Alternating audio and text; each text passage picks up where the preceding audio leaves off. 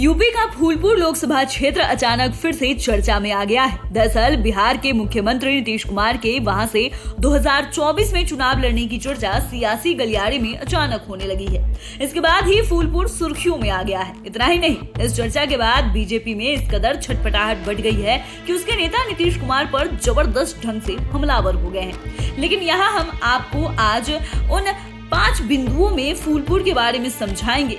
ये भी बताएंगे कि सियासी गलियारे में ये लोकसभा क्षेत्र इतना महत्वपूर्ण क्यों है। आजादी के बाद से ही फूलपुर लोकसभा क्षेत्र दुनिया भर में चर्चित रहा है। इस लोकसभा क्षेत्र ने देश को कई प्रधानमंत्री दिए हैं, इसलिए भी ये काफी महत्वपूर्ण है। इतना ही नहीं, इस क्षेत्र ने कई बार अप्रत्याशित परिणाम भी दिए हैं। देश के कई दिग्गज नेता यहाँ से हारे भी हैं। कई बड़े नेताओं की लड़ाई का ये क्षेत्र गवाह बना है। यह सीट पटेल बाहुल्य है और यहाँ एक दौर था जब मंडल पॉलिटिक्स के आगे कमंडल पॉलिटिक्स की हार हो गई थी।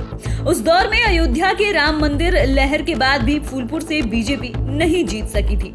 बीजेपी यहाँ से पहली बार 2014 में जीती थी। देश में प्रधानमंत्री नरेंद्र मोदी की लहर चल रही थी, लेकिन पॉलिटिकल एक्सपर्ट कहते हैं कि सीट से बीजेपी इसलिए जीत गई थी क्योंकि यहाँ से बीजेपी ने केशव प्रसाद मौर्य को उतारा था। चूंकि वे पटेल समाज से आते हैं, इसलिए पटेल समाज का वोट उन्हें थोक भाव में मिला। लेकिन 2017 में जब केशव प्रसाद मौर्य यूपी के डिप्टी सीएम बन गए, तब यहाँ पर उपचुनाव हुआ और बीजेपी के हाथ से ये सीट छिटक गई।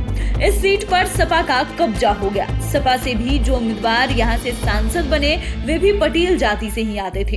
हालांकि 2019 में बीजेपी को यहाँ से दूसरी बार जीत मिली, लेकिन ये सफलता तब हाथ लगी जब उसने पटेल जाति के उम्मीदवार को उतारा। अब चर्चा करते हैं कि आखिर यूपी का ये फूलपुर लोकसभा क्षेत्र इतना वीआईपी क्यों है। दरअसल यहाँ से देश के प्रधानमंत्री पंडित जवाहरलाल नेहरू ने चुनाव जीता था।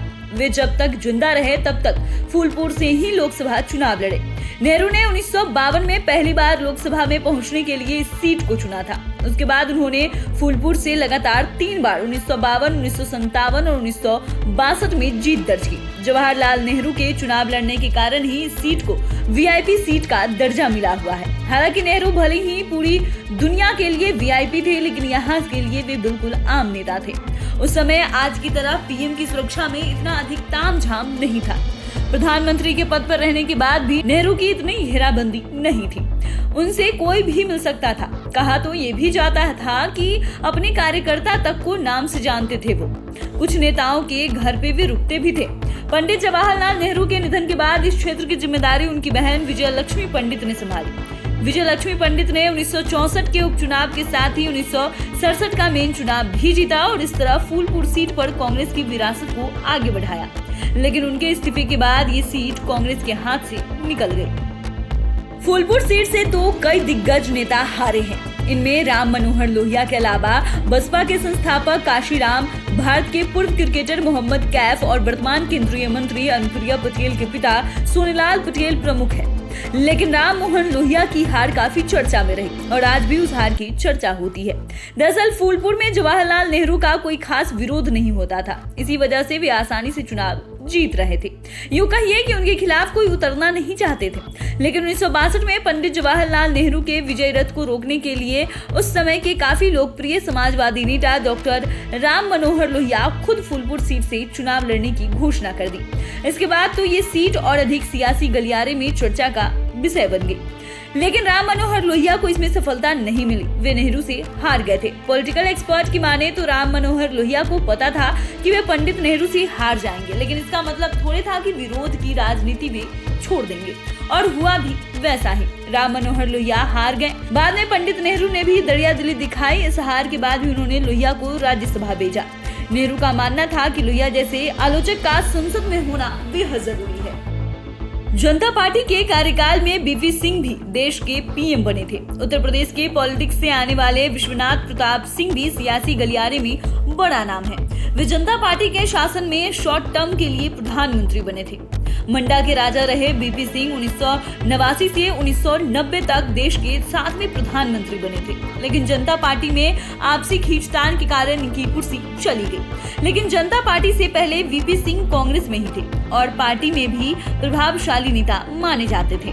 1971 में कांग्रेस ने बीपी सिंह को फूलपुर से ही उतारा था। कांग्रेस की कसौटी पर ये खड़ा उतरे और चुनाव जीतकर संसद पहुंच गए। उस समय इंदिरा गांधी की सरकार थी।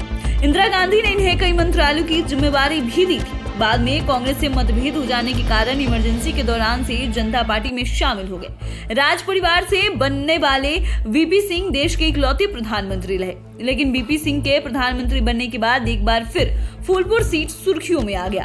तब कहा जाने लगा कि फूलपुर की किस्मत सांसद को पीएम भी बना सकता है, और तब से ये क्षेत्र सियासी गलियारे में अपनी किस्मत को लेकर जाना जाता है। ये अलग बात है, वीपी सिंह के बाद कोई भी यहाँ का सांसद पीएम नहीं बना।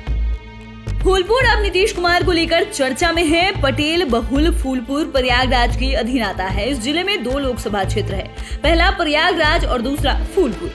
इस फूलपुर से नीतीश कुमार के 2024 में लड़ने की इच्छा स्थानीय लोगों ने जताई है। दरअसल नीतीश कुमार बीजेपी को बाय बाय करते हुए बिहार में महागठबंधन के मुख्यमंत्री है और वे 2024 के लोकसभा चुनाव में बीजेपी को पटकनी देना चाहते हैं। इसके लिए उन्होंने रणनीति भी बनानी शुरू कर दी है। इस पर मंथन भी शुरू हो गया है। वैसे तो उनके लिए बिहार में नालंदा सीट भी उनके लिए सुरक्षित है। नालंदा उनका गृह क्षेत्र भी है, लेकिन नीतीश कुमार खुद को बिहार में सीमित नहीं रखना चाहते हैं और पूरा सियासी गलियारा जानता है कि केंद्र की सत्ता यूपी और बिहार के रास्ते से होकर जाती है।